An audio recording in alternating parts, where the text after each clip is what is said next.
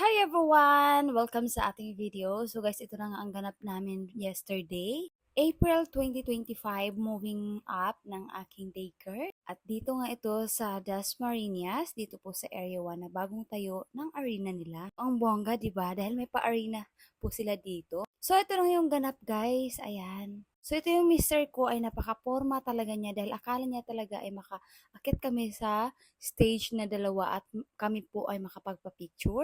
Pero dahil sa sobrang busy nga ay hindi na rin po talaga kami nakapag-picture dahil nung pag-uwian na ay sobrang siksikan na. At yung mga visitor or kasama sa gagraduate at dapat isa lang ang kasama. So ang nangyari ay nandoon po sila sa taas kasama po ang aking dalawang anak. At alam nyo ba ang nangyari? Ay ayun na nga siya, yung attire nga niya ay pangbantay lang pala ng anak. So, tawang-tawa nga ako sa kanya at naawa din ako. Ayun po siya, guys.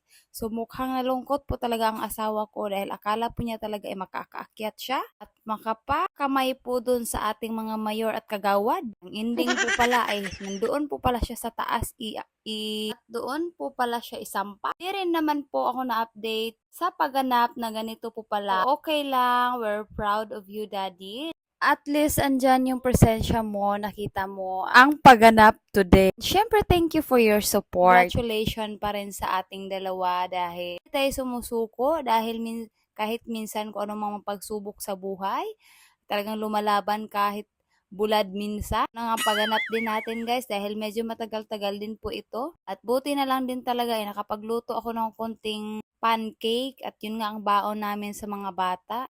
At talagang yung mister ko ay nagpagupit pa po talaga nung araw na yan. Pinaghahandaan talaga yan at nakasapatos pa po talaga yan ng black shoes. Akala po talaga niya ay makakakit po talaga siya sa stage. At grabe po talaga guys, dahil daycare, napakabongga naman talaga ang kanilang graduation dito. Hindi lang basta simple na doon i-held sa kanilang school. Pero may pa-arena po sila at meron pang pang-mascot.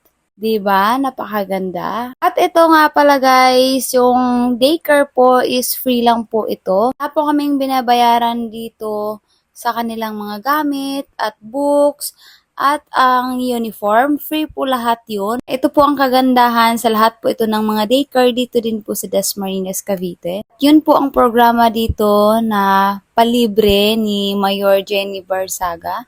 Thank you po Mayor sa inyong magandang programa and more power pa po sa inyong paglilingkod bilang Mayor po dito sa Dasmariñas, Cavite. God bless po. And syempre po, gusto ko rin po pasalamat sa teacher ni Freya sa daycare na si Teacher Ever.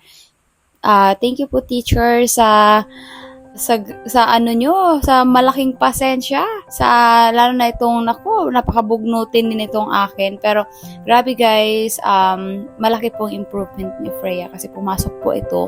Hindi po talaga ito marunong humawak ng lapis. Pero nung pinasok ko po siya sa daycare, malaki po ang improvement niya, lalo na sa pag-coloring. Ngayon, marunong po siya magsulat ng mga A, tsaka B, C, D, ganyan. Pero ayan, malaki po talagang improvement ni Freya. Thank you po. And congratulations to all sa mga batang graduate. And syempre sa mga parents na araw-araw din pumapasok, syempre. At isundo po nila yan sa mga parents na mga masisipag kahit napakainit.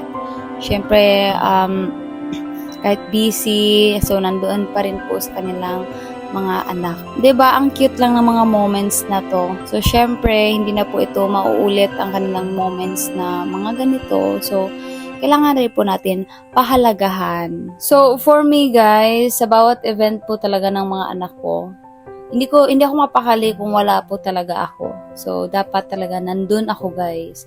Gusto ko masaksihan yung bawat journey nila na kung ano man yung na-achieve nila. Maliit man po yan o malaki, nako, napakasaya na nating mga parents. At ito na po ang aking mag-ama guys. Nagkita na po kami dahil kanina po talaga pagpasok namin sa entrance, pinaghiwalay kami. Kakaloka, akala ko makakapasok talaga tong taong to itong aking dalawang kids at meron pala talagang upuan para sa kanila. Pero buti na lang din naman may mga upuan sila dahil makakaupo sila ng maayos. At ito na nga, medyo mga gutom na po talaga kami sa mga oras na to. Dumaan po kami dito dahil naghanap rin po kami ng makakainan at kakain din po kami ng kahit simple lang, punting pagsalo-salo at pagsasama namin. So dito po kami dumaan. Kung daan na to guys ay shortcut po ito papuntang kung saan to. Hindi ko alam kung saan na tong daan pero ito ay may shortcut papuntang Alabang. Dahil papunta nga rin po kami dito ng Molino dahil may kukunin din po siya. At ang kagandahan rin po dito sa atin, dito sa Cavite, marami na pong daan guys na pa-shortcut. Kaya kung gusto nyo na umiwas sa traffic, ayan, napakaganda ng mga daan dito. Kung kayo po ay galing sa Manila, then daan nyo po is MCX and Lex. Ayan, eto. Kung kayo po ipapunta sa Cavite, eto po may mga daan dito. Ay, napakaganda ng mga daan dito. Dito po kami dumadaan, umiikot po kami dito kasi hindi po siya traffic. Kasi po ay traffic po ngayon banda sa Molino, dun sa highway kasi po ay may ginagawang daan. So ito na nga guys ay kumain na rin po kami dito sa Jollibee. Ang layo ng pinadpad din, no? Kasi sa Area 1 ay alam po namin talaga siksikan dahil uwian po doon ng mga nag-moving up. So, yun lang guys, dahil medyo napahaba na yata ang ating chika dito. And yun lamang po. Thank you so much for watching. Hanggang dito na lang po ang ating chika. At see you po ulit sa aking pachika dito. Char. Bye po!